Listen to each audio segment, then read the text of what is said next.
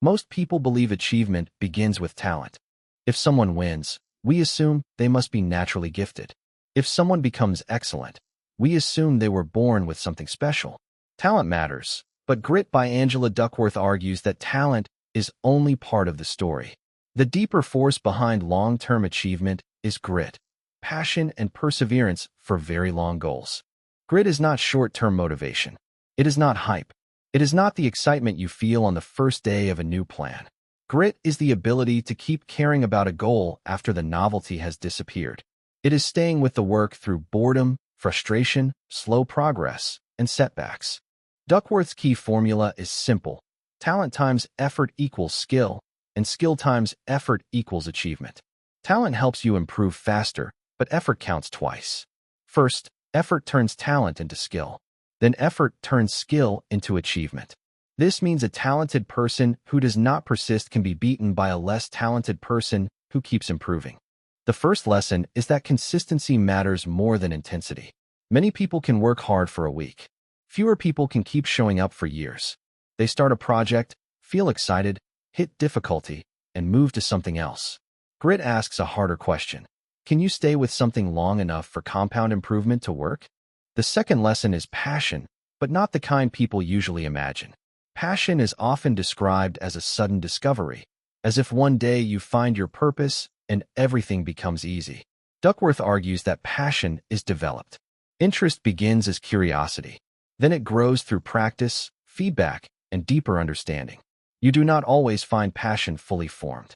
Sometimes you build it by returning to the same field again and again. The third lesson is deliberate practice. Repetition alone is not enough. If you do the same thing in the same way, you may become comfortable, but not better. Deliberate practice means choosing one specific weakness, working on it with focus, getting feedback, and repeating until improvement happens. It is not always fun. In fact, it often feels uncomfortable because it forces you to face what you cannot yet do. This is why high performers often seem disciplined in a quiet way. They are not simply grinding endlessly. They are practicing with a target. A musician works on one difficult measure. An athlete works on one movement. A writer revises one weak section. Improvement becomes less mysterious when practice becomes specific. The fourth lesson is purpose. Grit becomes stronger when the work connects to something beyond ego. If your goal is only to prove you are impressive, setbacks can feel humiliating. But if your work serves a larger purpose, you have a reason to continue when praise disappears. Purpose gives endurance a deeper fuel. Duckworth also emphasizes hope. In Grit, hope is not passive wishing. It is the belief that your actions can improve your future. A gritty person does not say, everything will magically work out. A gritty person says, I can learn, adjust, and try again. This kind of hope is active. It turns failure into information. This matters because every serious goal includes disappointment. You will hit plateaus. You will be ignored. You will make mistakes. You will compare yourself to people who seem far ahead. Without hope, difficulty becomes proof that you should quit. Another important idea is that grit can be shaped by environment. People become more persevering when they are surrounded by high standards and support. A good culture does not only say, be excellent. It shows what excellence looks like, expects effort, gives feedback, and makes persistence normal. Parents, teachers, coaches, teams, and communities all influence grit. If quitting is always easy, persistence stays weak. If struggle is treated as shameful, people hide from challenge. But if struggle is treated as part of growth, people can learn to stay in the process longer. So how can you use grit today? Start by choosing one long-term goal that truly matters. Not 10 goals. 1. Grit requires focus. If you scatter your energy across too many ambitions, none of them receive enough time to mature. Then ask whether your daily actions match that goal. A goal is not real because you talk about it. It becomes real when it appears on your calendar, in your habits, and in your choices when no one is watching. Next, practice deliberately. Pick one weak point. Make the practice small enough to repeat and specific enough to improve. Do not simply say, I will get better. Say, I will improve this skill in this way, at this time, with this feedback. Finally, build a reason to continue. Connect the work to a purpose larger than your mood. Motivation will rise and fall. Purpose is what helps you keep moving when motivation is quiet. Grit also requires wise commitment. Duckworth is not saying you should never quit anything. Some goals are distractions. Some paths are bad fits. Some commitments are inherited from other people and no longer serve you. The point is not stubbornness for its own sake. The point is to choose important goals carefully, then stop abandoning them every time the work becomes difficult. A useful way to think about this is a goal hierarchy. At the top is a life direction, the kind of contribution or excellence you care about. Under that are mid-level goals, like building a skill, developing a project, or serving a group of people. Under those are daily actions. Grit does not mean every small tactic must stay the same. It means your lower-level actions should keep serving a higher-level purpose. If one strategy fails, you can change the strategy without abandoning the mission. This is why gritty people can look both stubborn and flexible. They are stubborn about the ultimate aim, but flexible about methods. A founder may change the product while keeping the mission. A writer may rewrite the whole draft while staying committed to the book. An athlete may change training plans while staying committed to improvement. Another practical lesson is to measure progress differently.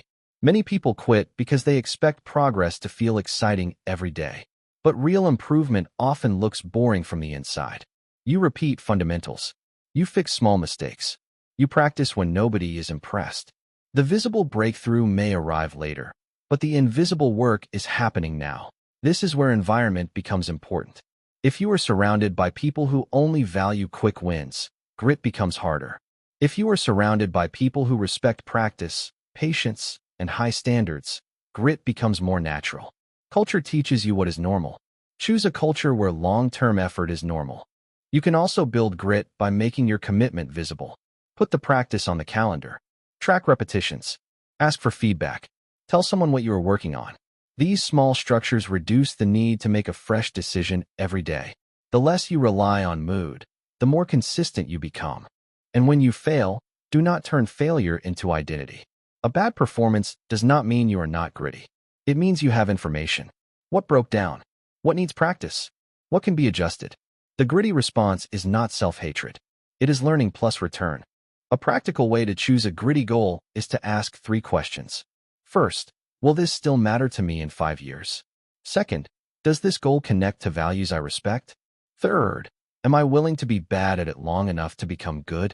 These questions protect you from confusing temporary excitement with real commitment. Grit also teaches that boredom is not a sign you are on the wrong path. Every meaningful craft contains repetition. The beginner wants constant novelty.